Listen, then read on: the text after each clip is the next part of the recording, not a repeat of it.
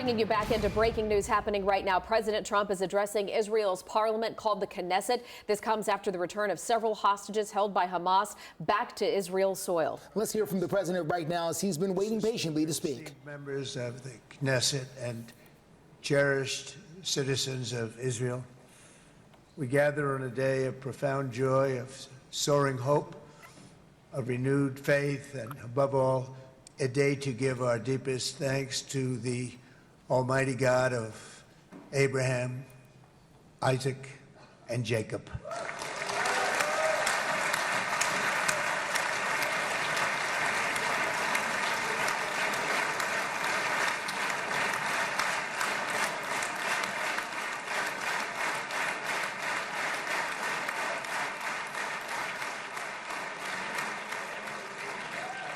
After 2 harrowing years in darkness and captivity, 20 courageous hostages are returning to the glorious embrace of their families, and it is glorious. 28 more precious loved ones are coming home at last to rest in this sacred soil for all of time. And after so many years of unceasing war and endless danger, today the skies are calm, the guns are silent, the sirens are still, and the sun rises on a holy land that is finally at peace, a land and a region that will live, God willing, in peace for all eternity.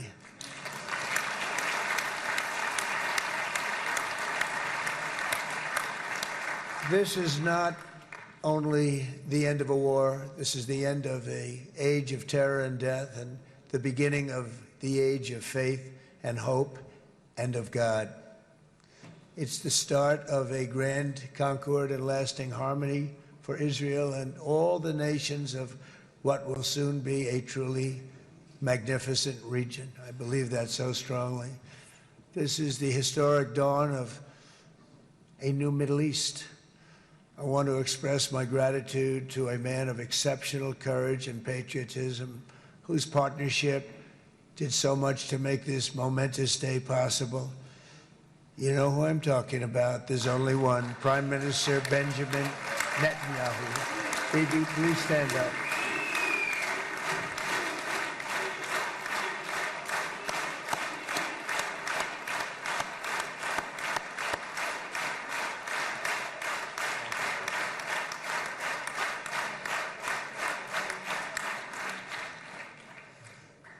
And he is not easy, I want to tell you. He's not the easiest guy to deal with, but that's what makes him great. That's what makes him great.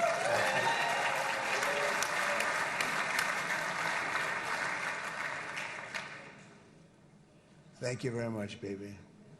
Great job.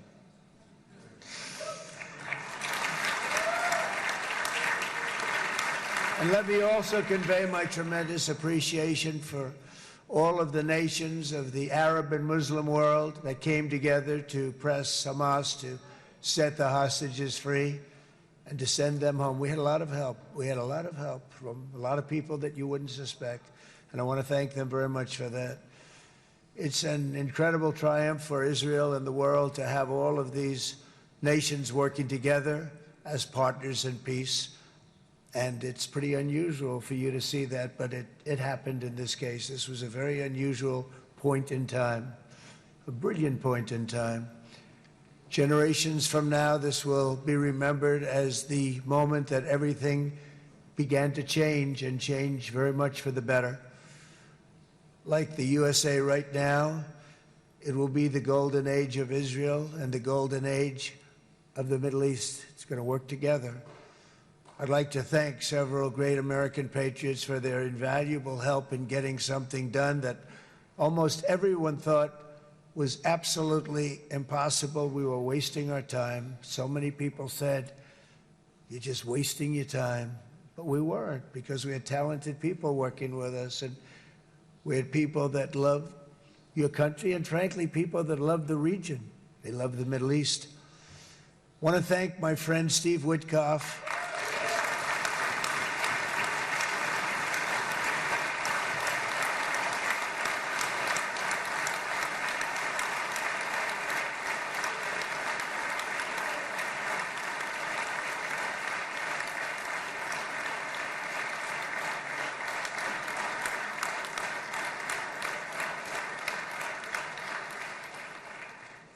You know, Steve was chosen by me. He never did this before, but I knew him as a few things. He was a great businessman, but I know a lot of great businessmen, to be honest with you. He had tremendous negotiating skills, but I know a lot of people that negotiate pretty well, although it is an art. But there are people that can negotiate pretty well. But most importantly with Steve, he's just a great guy. Everybody loved him. Everybody. I mean, I know some negotiators that are so good, but you wouldn't have had peace in the Middle East. It would be in World War III right now with some of these guys. Everybody loves Steve, and they respect him, and they somehow can relate to him. I've known him for many years, and I've seen it over and over again. להוציא את חבר הכנסת עודה, להוציא אותו מהאולם, להוציא אותו מיד, החוצה, החוצה. Please expel this Knesset member. Please expel this Knesset member. להוציא גם את חבר הכנסת כסיף. להוציא את חבר הכנסת כסיף מהאולם. Expel Knesset member Kasif out of the hall. Please expel him immediately.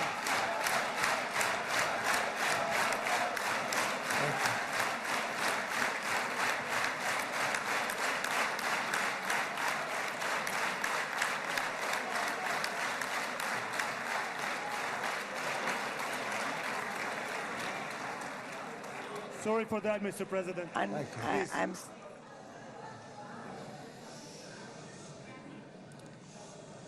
That was very efficient.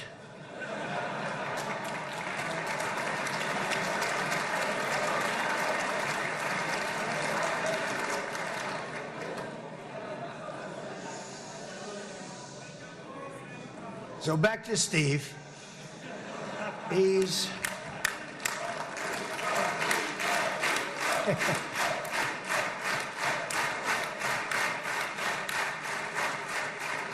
But I tell one story because he was so involved, and then we called in Jared. We called it, we need that brain on occasion. We got to get Jared in here. We got to get a certain group of people. But Steve started this all by himself. I call him Henry Kissinger, who doesn't leak, okay?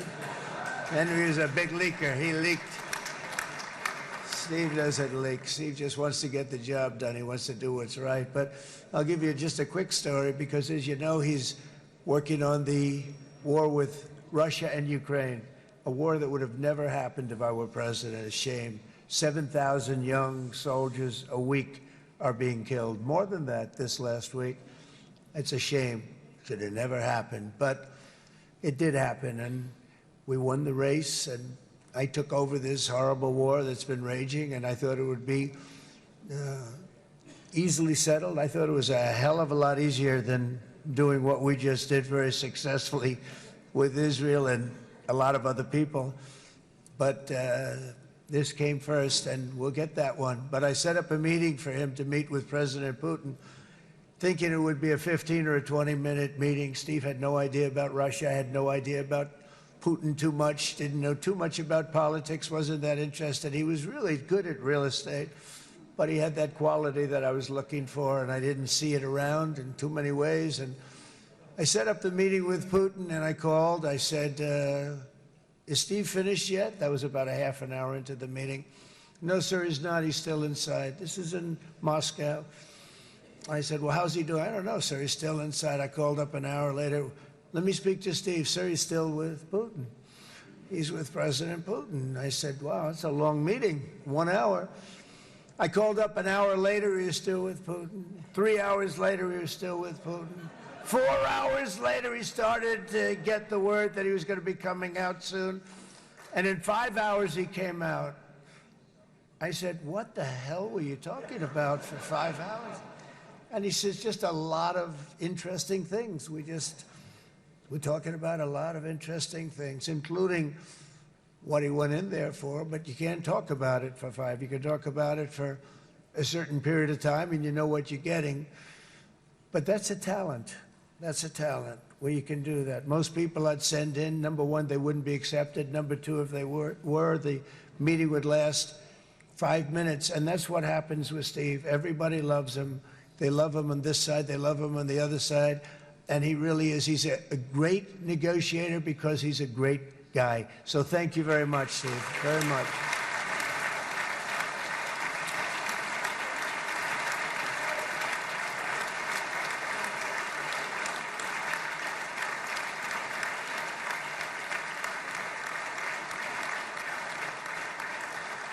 And let me also give a very special thanks to someone who truly loves Israel. In fact, loves it so much that my daughter converted.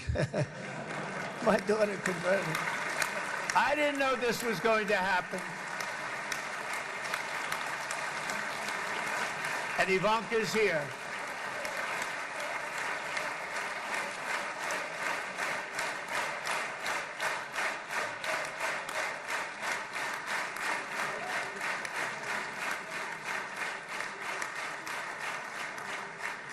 And Bibi, you do know this was not in the cards for me. You understand that. And she is so happy, and they are so happy. At least I think they're happy. If they're not, we have a big story, right?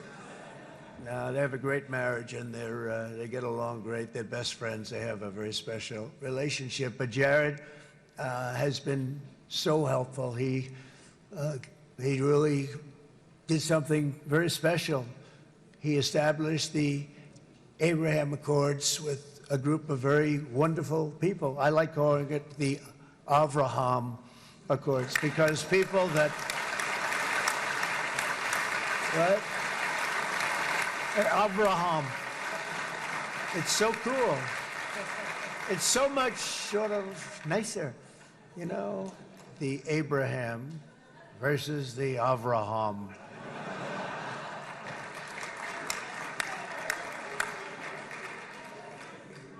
I just don't want to sound too sanctimonious when I do it, so, you know, I sort of split it up. This way we keep everybody happy.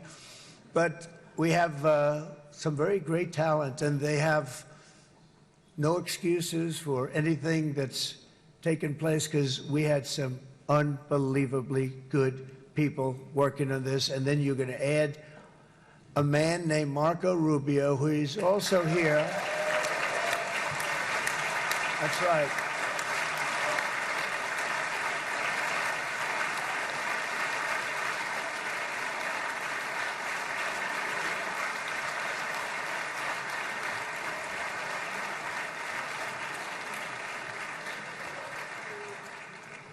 And I have a prediction that Marco will go down, I mean this, as the greatest Secretary of State in the history of the United States. I believe that. I believe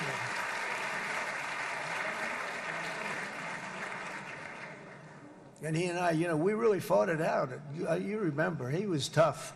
He was nasty. Who the hell thought this was going to happen, Marco, right? And now I'm saying he's going to go down as the greatest. He will. He was always smart and sharp, and people respect him. And then we have somebody who's young, but an unbelievable leader. I saw it a long time ago, and he's turned out to be even better than we thought. Right, Susie? I think even better. And that's Pete Hegseth, who is our Secretary of War, formerly Secretary of Defense.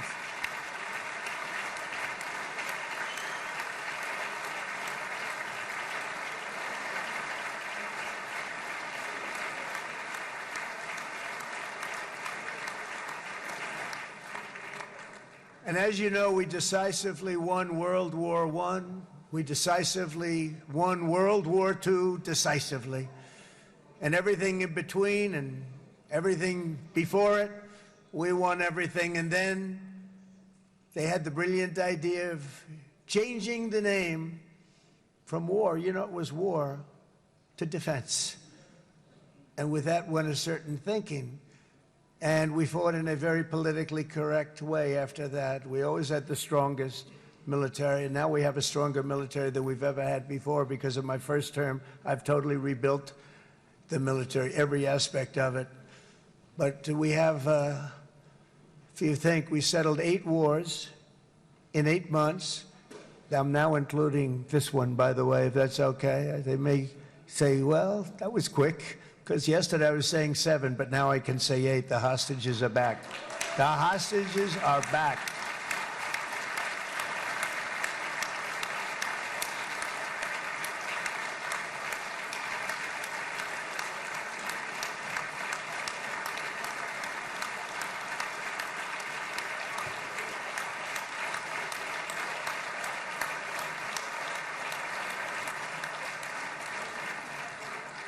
It is a good feeling. Isn't that nice to say? You know, I just said the hostage. First time I said the hostages are back. It feels so good to say it.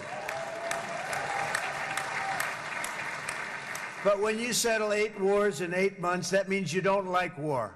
Everyone thought I was going to be brutal. In fact, I remember Hillary Clinton during a debate, she said, look at him, he's going to go to war with everybody. And actually, she said, he's got a personality that's all about war. No, and my personality actually is all about stopping wars. And it seems to work. Seems to work. But it also means this name change in our attitude that we're not going to go into a war. But if we do, we're going to win that war like nobody has ever won a war before. We will not be politically correct, but we're not going to be there. And I think, you know, as you mentioned, Bibi, before, peace through strength. And that's what it's all about. The United States has the greatest and most powerful military in the, right now, history of the world. I can tell you we have weapons that nobody's ever dreamt of. I only hope we never have to use them. I rebuilt the military. I was proud to do it, but some of the things I hated to do. I hated certain of the weapons because the level of power is so enormous. It's so dangerous, so bad. But we have to do what we have to do. We make the best weapons in the world, and we've got a lot of them. And we've given a lot to Israel, frankly. And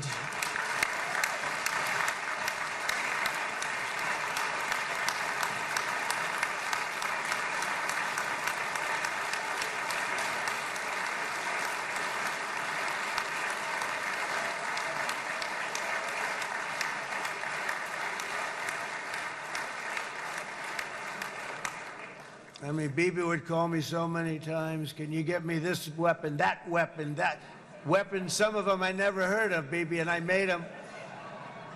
But we'd get them here, wouldn't we? And they are the best. They are the best. But you used them well. It also takes people that know how to use them. And you obviously used them very well. But so many that Israel became strong and powerful, which ultimately led to peace. That's what led to peace. So as we celebrate today, let us remember how this nightmare of depravity and death all began. 2 years ago, on the eve of the Simchat Torah holiday, thousands of innocent Israeli civilians were attacked by terrorists, and one of the most evil and heinous desecrations of innocent life the world has ever seen, the worst slaughter of Jews since the Holocaust.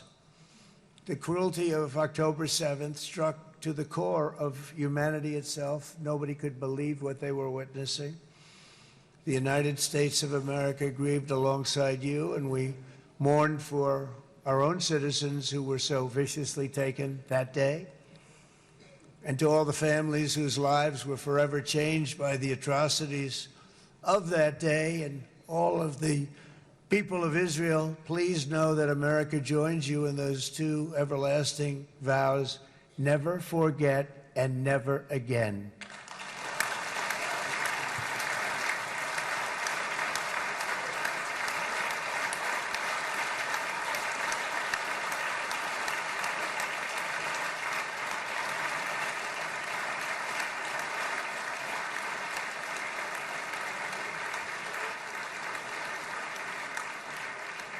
From October 7th until this week, Israel has been a nation at war, enduring burdens that only a proud and faithful people could withstand. It was a very tough period of time. For so many families across this land, it has been years since you've known a single day of true peace. But now at last, not only for Israelis, but also for Palestinians and for many others. The long and painful nightmare is finally over. And as the dust settles, the smoke fades, the debris is removed, and the ashes cleaned from the air, the day that breaks on a region transformed, and a beautiful and much brighter future appears suddenly within your reach. This is now a very exciting time for Israel and for the entire Middle East, because all across the Middle East, the forces of chaos, terror, and ruin that have plagued the region for decades now stand weakened, isolated, and totally defeated. A new coalition of proud and responsible nations is emerging, and because of us, the enemies of all civilization are in retreat. Thanks to the bravery and incredible skill of the Israeli Defense Forces and Operation Rising Lion,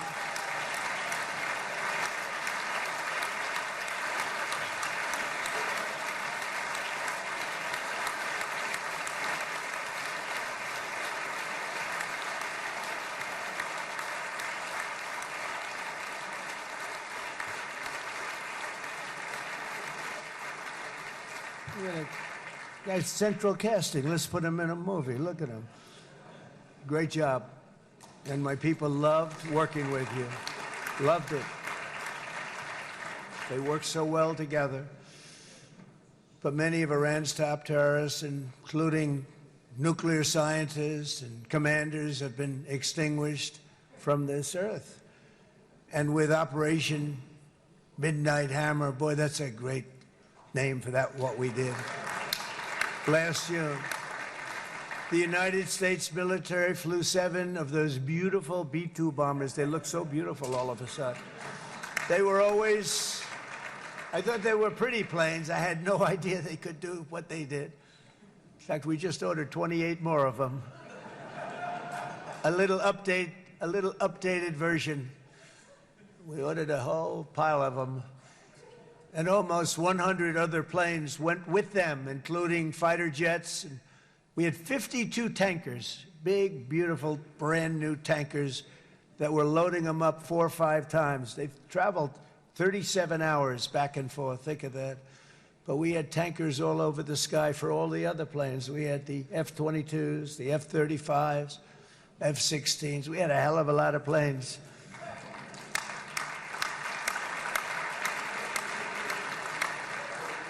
So we had 52 gas stations in the sky. That's what they call them. I'll tell you, I wouldn't want to be flying one of them. We have our great General Raisin Cain right here. General, stand up. This guy. What a general. Thank you.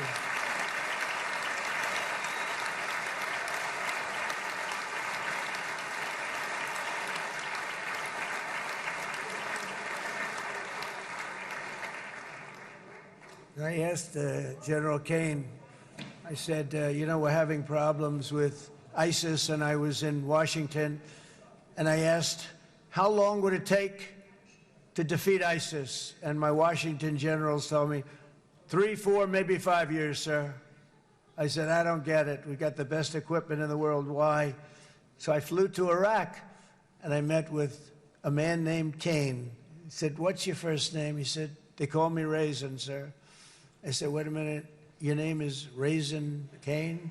I've been looking for you for a long time. You gotta be kidding. So they told me 3, 4, 5 years to defeat ISIS. And I sit down with him and I say, why is it? I flew there in the dark of night. I landed, I'll never forget it. It's quite a trip. I'm glad I made it because I met him.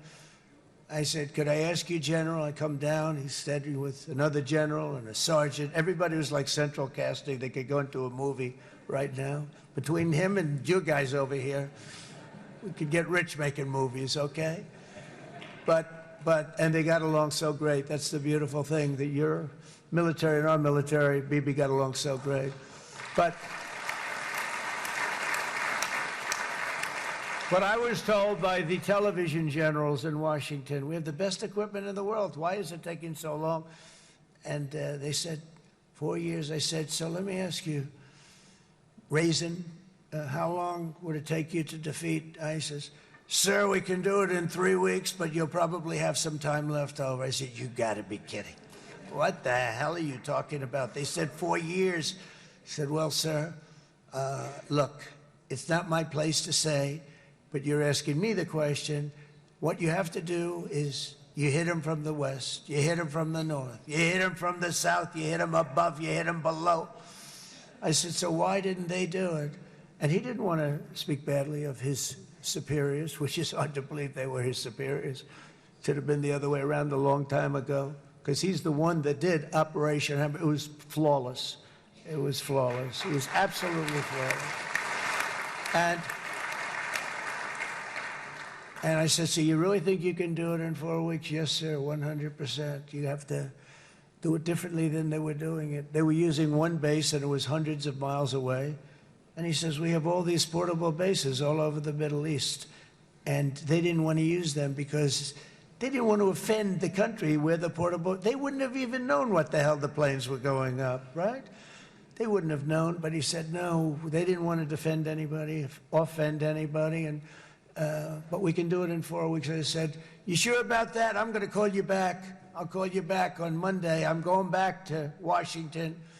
But you think 4 weeks? Yes, sir, I think we can do it in 4 weeks. We'll have time left over. So I call him on Monday. I said, you think you can do it? 4 weeks. I said, go ahead and do it. He did it. I'll tell you, he did it in 4 weeks, less than 4 weeks. So, General, stand up, please. Again, this is a real general. This is not a television general. He doesn't want to go on television.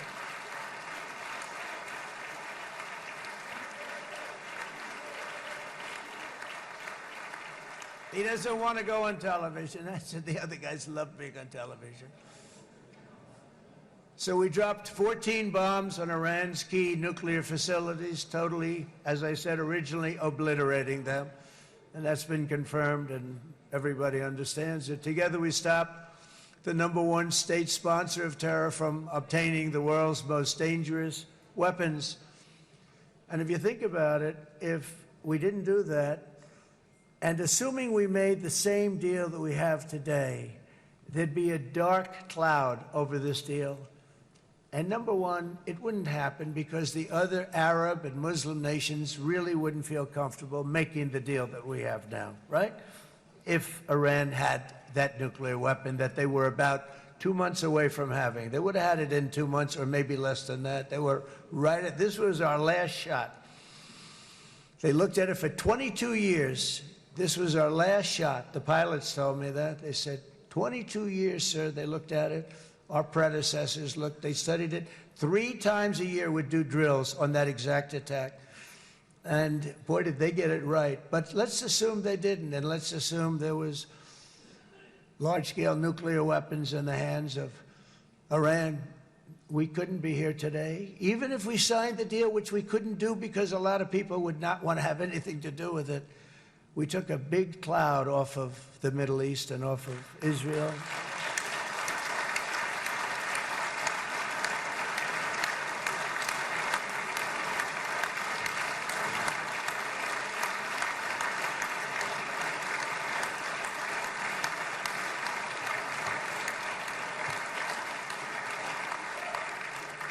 And it was my honor to help. But it isn't it true, though, that can you imagine the same, let's assume, Bibi, the same documents, we had everything the same, but you had somebody out there that was, in the opinion of everybody, all-powerful in the Middle East. They took a big hit, didn't they? Didn't they take a big hit? Boy, oh boy. They got it from one side, from the other. And you know, it would be great if we could make a peace deal with them. And I think that's me. Would you be happy with that? Wouldn't it be nice, I think? Because I think they want to. I think they're tired. Somebody said, sir, they're starting their nuclear program again. I said, let me tell you something. They're not starting anything. They want to survive. The last thing they want to do is start digging holes again in mountains that just got blown up and start. They're not doing it. They want to survive, okay? But I think we have a chance. Steve, you, and I think Jared, come on, I'll call you back for another one. We always bring Jared when we want to get that deal closed. We bring Jared, but Steve, you and Jared and the General and Pete and Marco, you'll get that deal done easy. I think that'll be easy. But first we have to get Russia done. We got to get that one done. If you don't mind, Steve, let's focus on Russia first, all right? We'll get it done. In Lebanon, the dagger of Hezbollah, long aimed at Israel's throat, has been totally shattered. My administration is actively supporting the new president of Lebanon in his mission to permanently disarm Hezbollah's terror brigades. He's doing very well. And build a thriving state at peace with its neighbors. And you're very much in favor of that, I know. And good things are happening there, really good things. And with this week's ceasefire, we've achieved the most challenging breakthrough of them all. The most challenging breakthrough maybe ever. I mean, I've never seen anything like it. I've been involved in a lot of success. I have never seen anything like what's going on today. They're dancing in the streets of countries that would have never danced in the street about what's happening today. They're dancing in those streets. So this long and difficult war has now ended. You know, some people say 3,000 years, some people say 500 years, whatever it is. It's the granddaddy of them all. And in an unprecedented achievement, virtually the entire region has endorsed the plan that Gaza will be immediately demilitarized, that Hamas will be disarmed, and Israel's security will no longer be threatened in any way, shape, or form.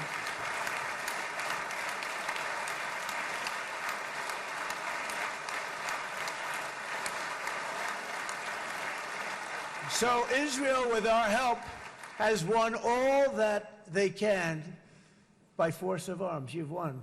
I mean, you've won.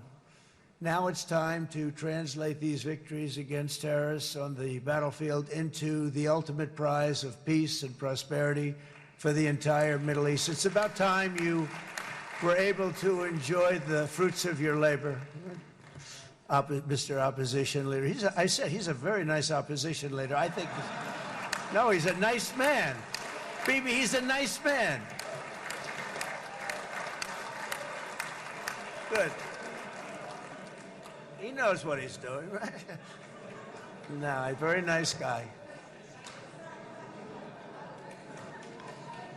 Well, see, now you can be a little bit nicer, Bibi, because you're not at war anymore, Bibi.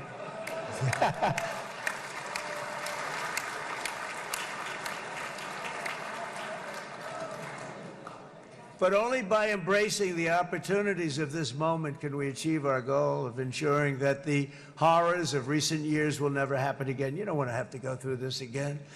8 years ago, I came to this region on a very special first trip abroad as the President of the United States. I came here very early at your request. I addressed the leaders of the Arab and Muslim world gathered in Saudi Arabia and said that it was time to build a future free of the grip of extremism and terror. And interestingly, right now, as soon as I'm finished, I'm quite late. You've kept me quite late between opposition leaders and Bibi's brilliant but very long speech.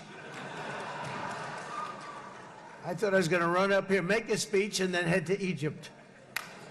It didn't work out, though. And you made a pretty long one, too, sir.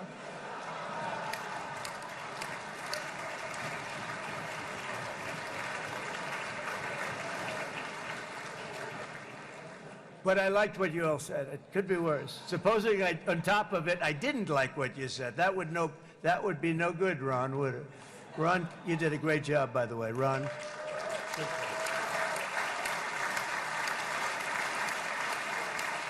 Yeah.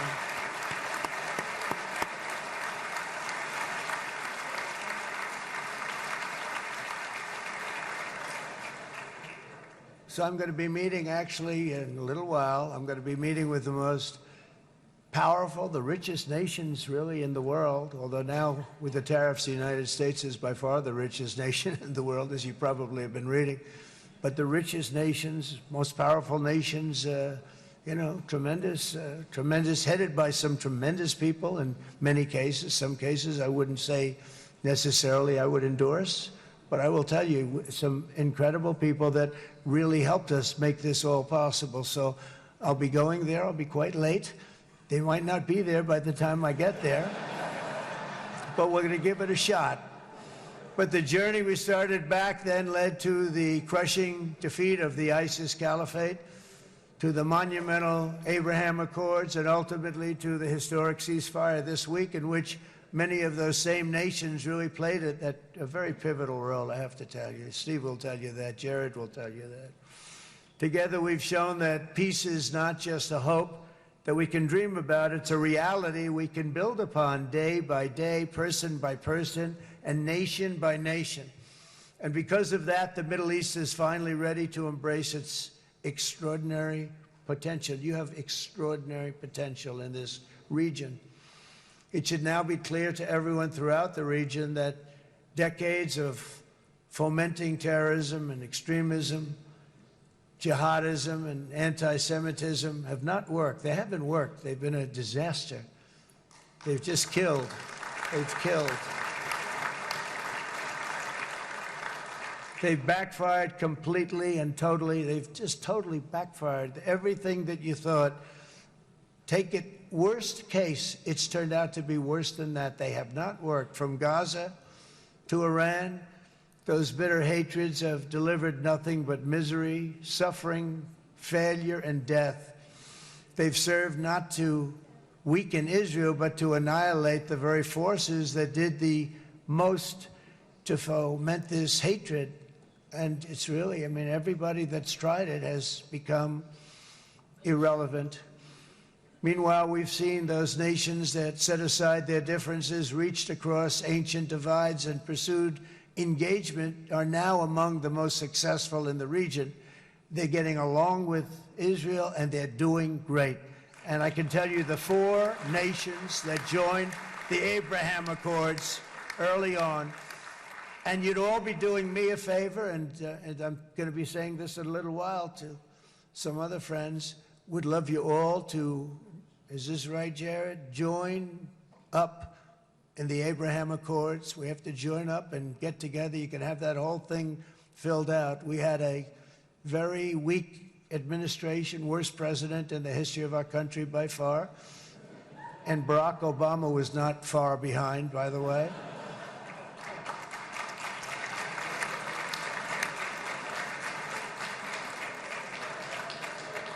And they did nothing with this incredible document, the Abraham Accords, but now you can fill them up. Now you have peace, you have people that really like Israel. I'll tell you what, and they like Israel a lot more today than they did even 5 weeks ago. You've made a lot of, you've come back. You've come back strong, because it was getting to be a little nasty out there in the world, and ultimately the world wins. You can't beat the world. Or I would say to Bibi, it's now time. And he understood it better than anybody, because ultimately, you know, the world's a very big place. And I've said a lot. I said, this piece of land is very small. It's unbelievable what you've done with that tiny, you look at a map even of just, not the world, the Middle East, and you have this little dot. And think of what you've done. It's incredible. It's incredible.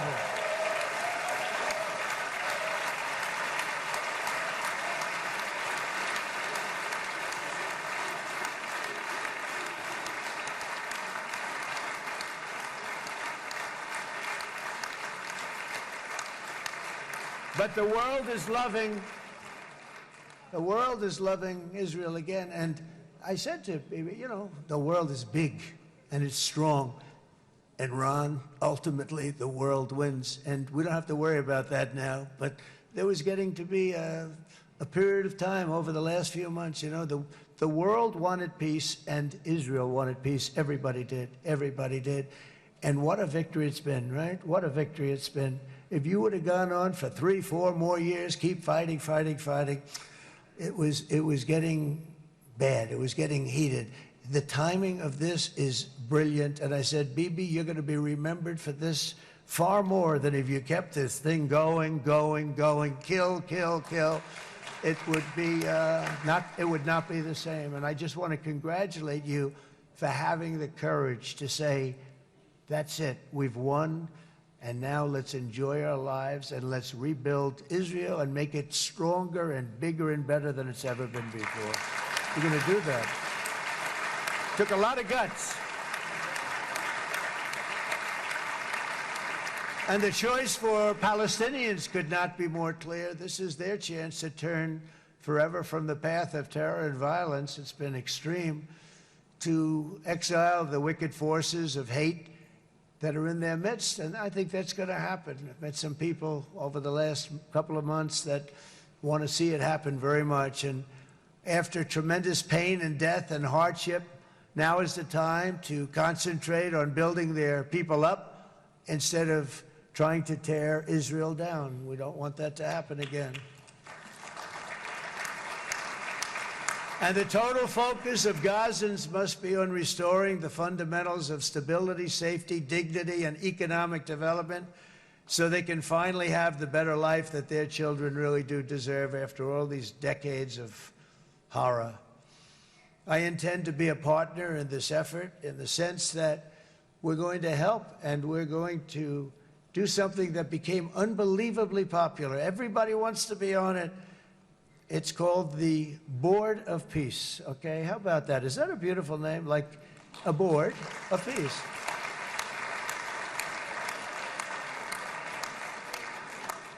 The only bad thing from my standpoint, every single nation involved has asked me to be the chair, and I'll tell you, I'm very busy.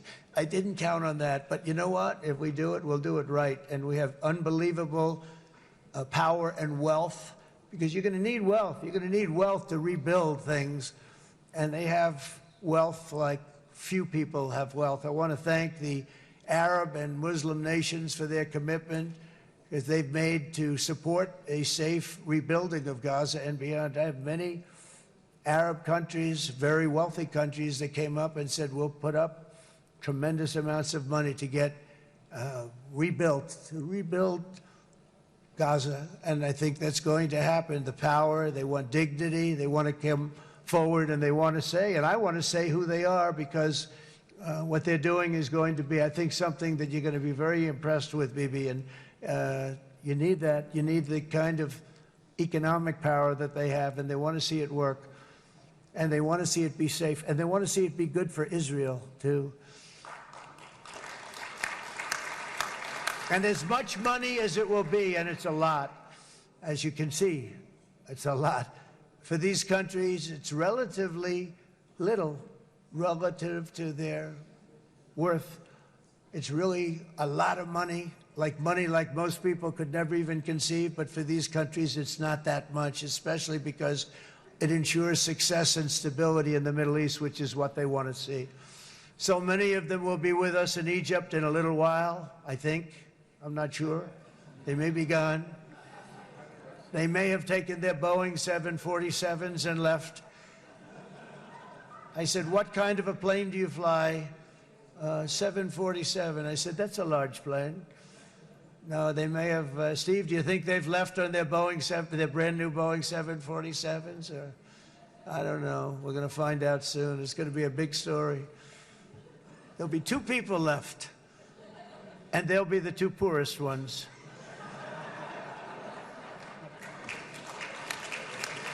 But it will be the wealthiest and most powerful group of nations. So the group that we have assembled, that's waiting for us, is the wealthiest and most powerful group ever assembled at one time. There has never been a group like this. And they're only looking for good. They want good. They're going to do good. And as those commitments are made, I'm going to let the world know who's doing it, because they really deserve to get the credit. And some of them probably won't want the credit, but they deserve it. It's more obvious than ever that the productive and responsible nations of this region should not be enemies or adversaries. You should be partners and eventually even friends, and that's what's going to happen. I know it. Together you can stand against the forces of chaos. Yeah, you go ahead. That's an important point.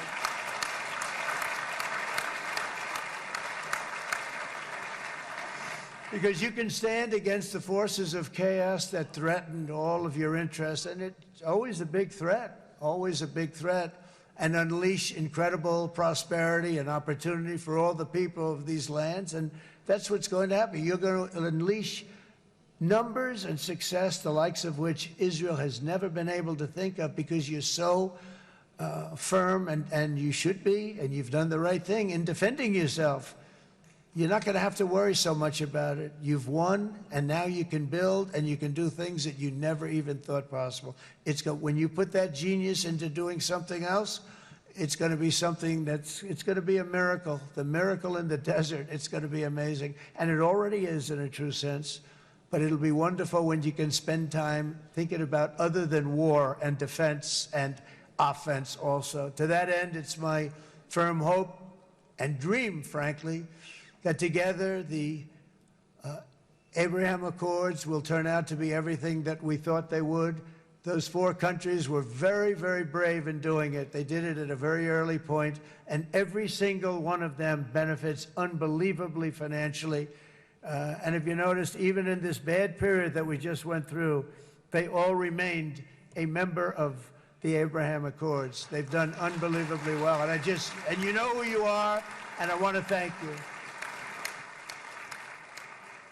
And they've stayed because of loyalty, but they've also stayed because it was really good business. They've made a lot of money being members, and you're going to all, I hope that every one of the countries that we're seeking, Jared, I hope they join quickly.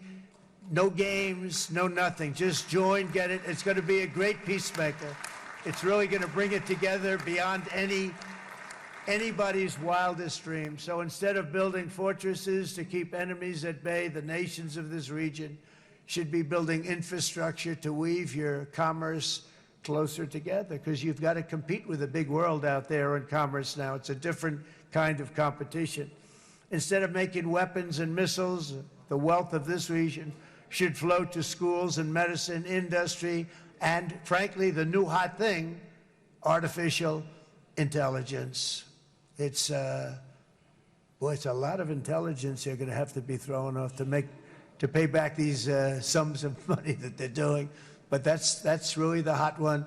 And I might say that the United States, a year ago, was a dead country. I say it to people. I heard it first from the King of Saudi Arabia. I then heard it from UAE. I heard it from Qatar. I heard it from many other countries. A year ago, the United States of America was a dead country. Now it's the hottest country anywhere in the world. It is the hottest. There's no question about it.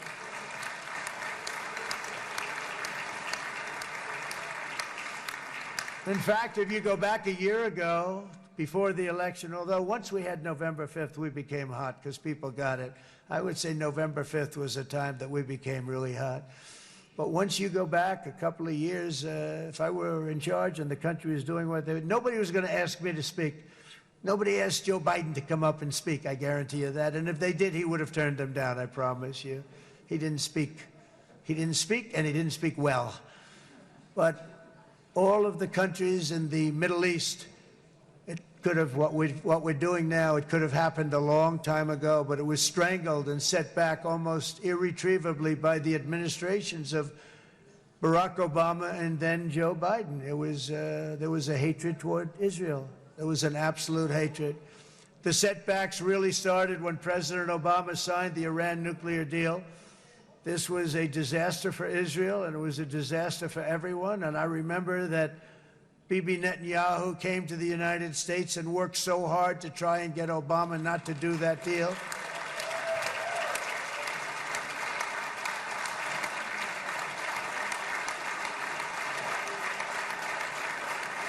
He worked so hard. But it was like talking to a wall. I remember him telling me it was like talking to a wall. They wanted to go with Iran. They chose Iran, frankly, over a lot of other good nations, but specifically Israel. And that was the beginning of a very bad period of time. You had Obama go out, and the Iran nuclear deal turned out to be a disaster. And by the way, I terminated the Iran nuclear deal, and I was very proud to do it.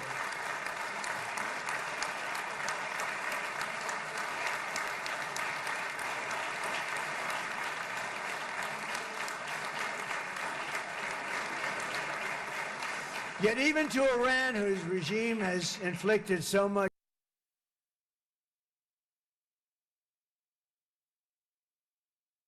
they want to make. All right, thanks for watching Fox 17 News this morning. And you are watching, in so many ways, history being made live right here on Fox 17 News this morning. President Trump addressing Israeli parliament to talk about this ceasefire deal involving Israel and Hamas. Want to say good morning to you, and thanks for joining us. I'm Jennifer Waddell. I am Justin McFarland. Of course, we're also tracking your weather and your traffic as well. Everything. We wanted to make sure we told you that. A lot of you waiting on that information. In the meantime, we're going to get back to the president as he continues to address members of parliament there in Israel. In terms of nuclear destruction, it's not going to happen, never will happen. There's nothing that would do more good for this part of the world than for Iran's leaders to renounce terror, stop threatening their neighbors, quit funding their militant proxies, and finally recognize Israel's right to existence. They have to do that. They have to do that. And to Iran, and as you know, this is not said out of weakness. There's no weakness. But I'm going to say this, that we are ready when you are, and it will be the best decision that Iran has ever made. And it's going to happen. It's going to happen. And they're good people. I know a lot of Iranians in the United States. They're good people, smart, hardworking people. They don't want to see what's happened to their country. The story of fierce Israeli resolve and triumph since October 7th should be proof to the entire world that those who seek to destroy this nation are doomed to bitter failure. The state of Israel is strong, and it will live and thrive forever.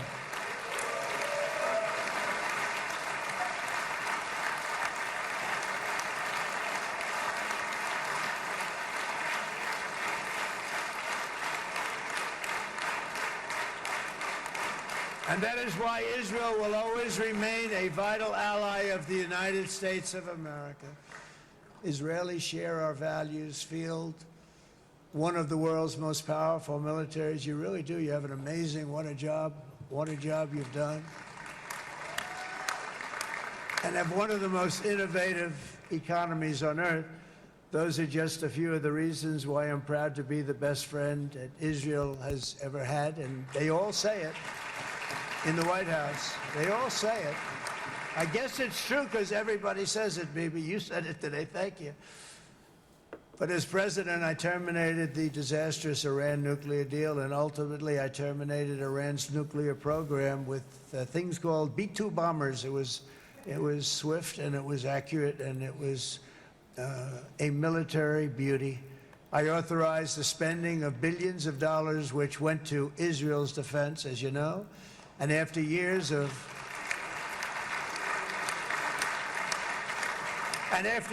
broken promises from many other American presidents, you know that, they kept promising. I never understood it until I got there. There was a lot of pressure put on these presidents. It was put on me too, but I didn't yield to the pressure. But every president for decades said, we're going to do it. The difference is I kept my promise and officially recognized the capital of Israel and moved the American embassy to Jerusalem.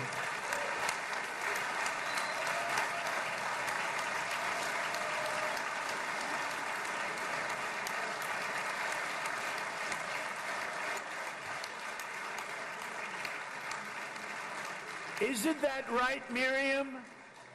Look at Miriam. She's back there. Stand up, Miriam. Stand up.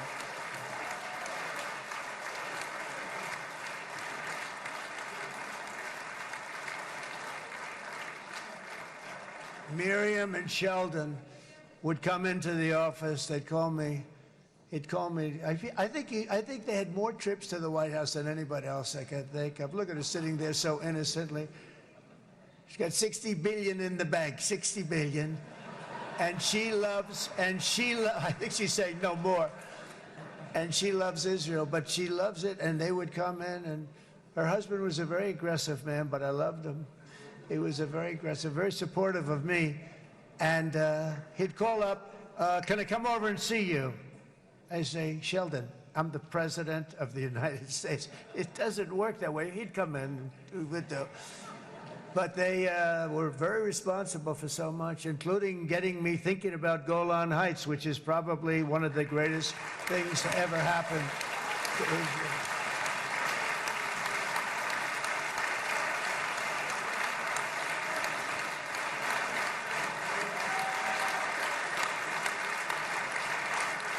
Miriam, stand up, please. She really is. I mean, she loves this country.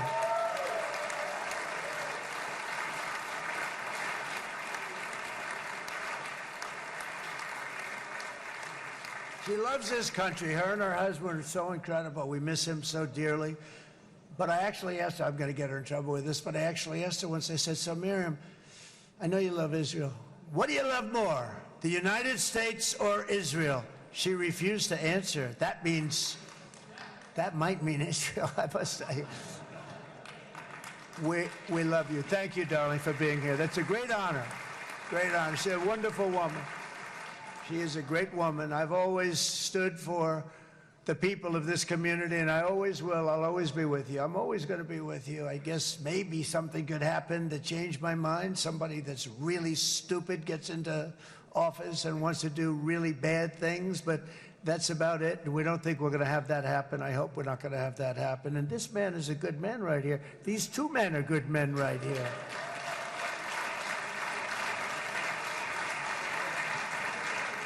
Hey, I have an idea. Mr. President, why don't you give him a pardon? Give him a pardon. Come on.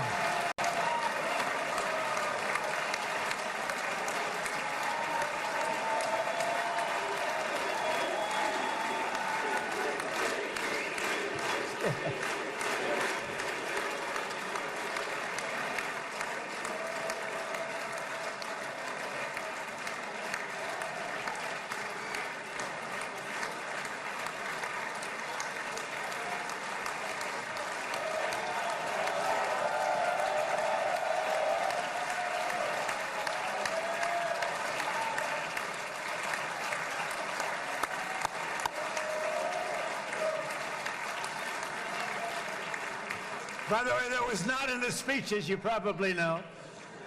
But I happen to like this gentleman right over here, and it just seems to make so much sense. You know, whether we like it or not, this has been one of the greatest wartime presidents. This has been one of the greatest wartime presidents.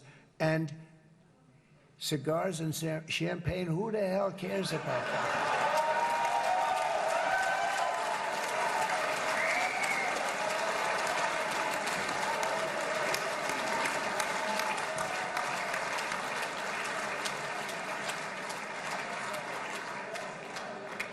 All right, enough controversy for the day, right?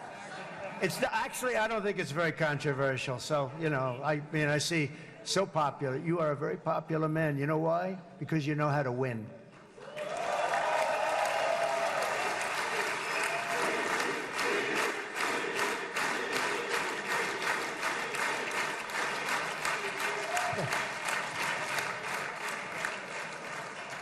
Over the past 2 years, I've met many of the families of the Israelis taken hostage and those that were taken hostage. Unbelievable. I've looked into their eyes. I've seen the worst nightmares of their suffering, but I've also seen something else, the beautiful love of the people, the love of people, frankly, that hold things together, the love that gives you the courage to carry on through thousands of years of persecution and repression and to emerge with the heart of David.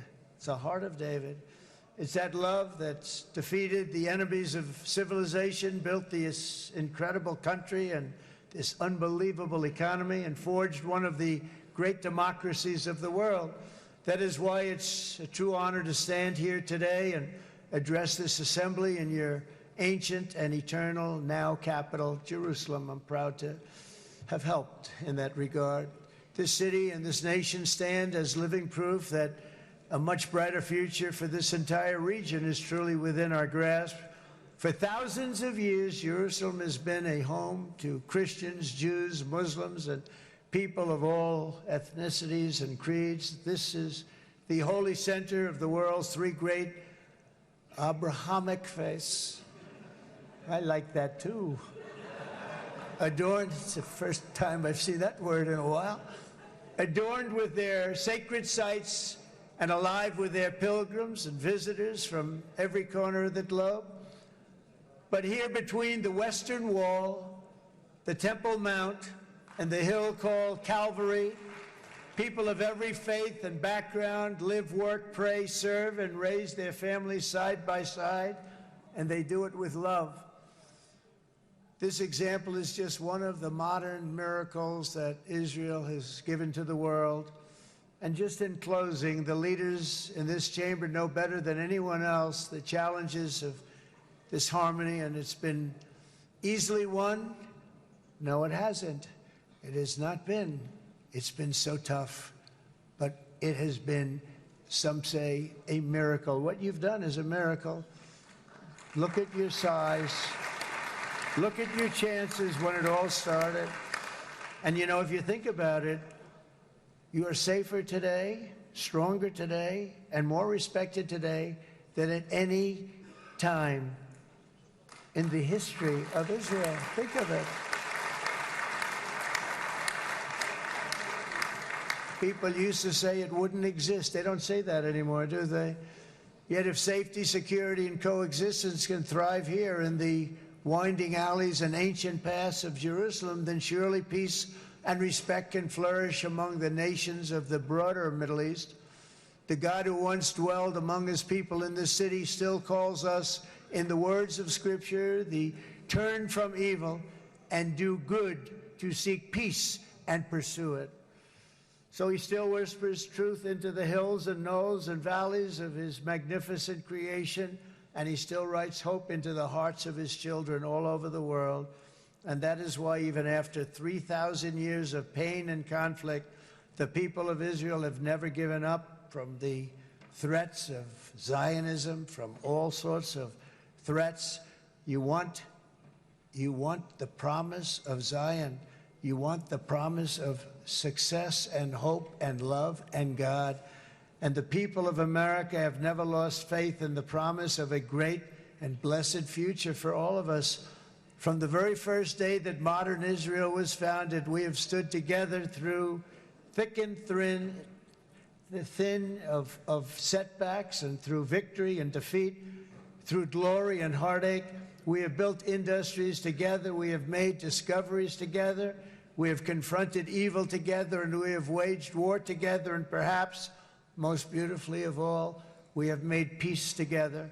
And this week, against all odds, we have done the impossible and brought our hostages home.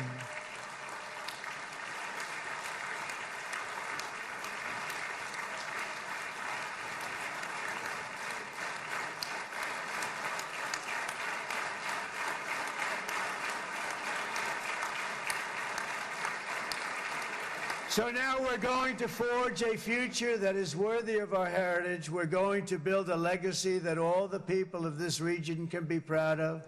New bonds of friendship, cooperation, and commerce will join Tel Aviv to Dubai, Haifa to Beirut, Jerusalem to Damascus, and from Israel to Egypt, from Saudi Arabia to Qatar, from India to Pakistan, from Indonesia to Iraq, from Syria to Bahrain, Turkey to Jordan, the United Arab Emirates to Oman, and Armenia to Azerbaijan, another war that I just settled.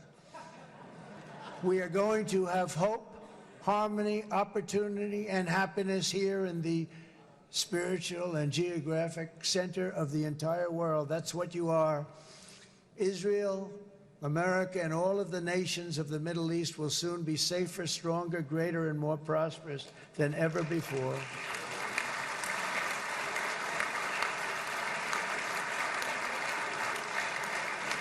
And I want to thank you all once again for this exceptional honor. This has been truly an honor. It's seldom that a president is invited to do this.